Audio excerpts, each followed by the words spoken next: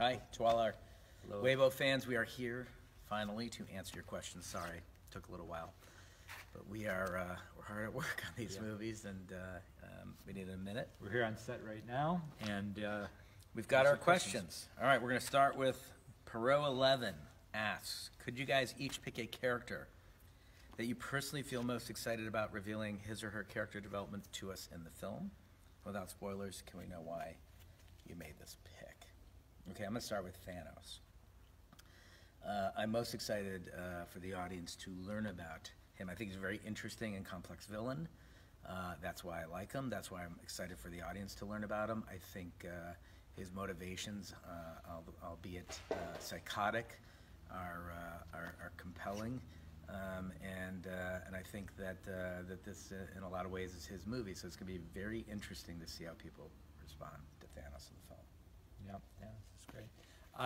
I'm going to pick Thor because Thor, we're picking up his story from the end of Thor Ragnarok, and at the end of that film, as any fan would know, his home planet Asgard is destroyed, and so the character is in new territory, so to speak, because his past has been torn away from him to a degree. And I think that was very similar to Captain America's situation when we picked up his story in Winter Soldier, when Joe and I came on to do our first movie for Marvel.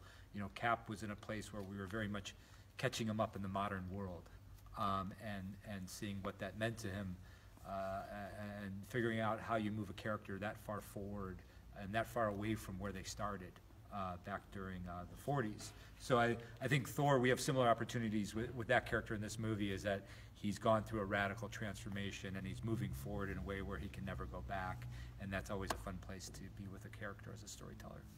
Great. So Moni asks, how do you define the hero's fate or destiny? If there has to be sacrifice, how will you, Papas, get us to accept it? All right, well, I don't know about getting you to accept it, but I will say this.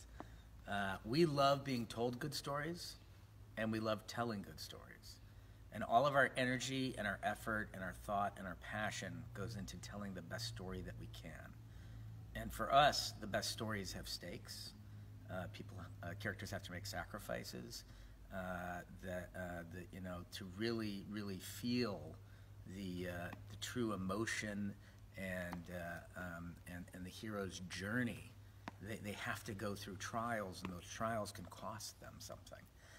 And so for us, it's very important that the heroes feel pain and that they make sacrifices, because I think that not only is it great storytelling, but it also is inspiring. And I think we need a lot of inspiration in this world right now.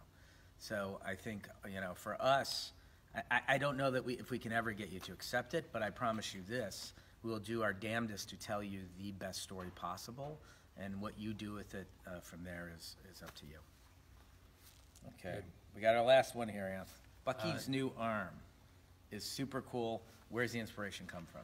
Okay, well, this is not a spoiler by me answering this question, because it's in the trailer. We know at it's in the trailer, but also for everyone who's seen Captain America: Civil War, they know that Bucky was taken in by T'Challa in Wakanda, and so I think we catch back up with him after he's been there for a while, and if there is an influence on his arm, it may perhaps have to do with that country that he's been spending time in. So that's it. We really appreciate your questions. There were a ton of great questions. It took us a while to sift through them and find a few that we wanted to answer that wouldn't give away spoilers. We're winding down here on Avengers 4. We're almost done, and we're going to get in the edit room on Avengers 3. And hopefully we're going to deliver you guys a great movie in a couple of months here. So thanks again. Thanks for supporting, and we'll talk to you soon. Ciao.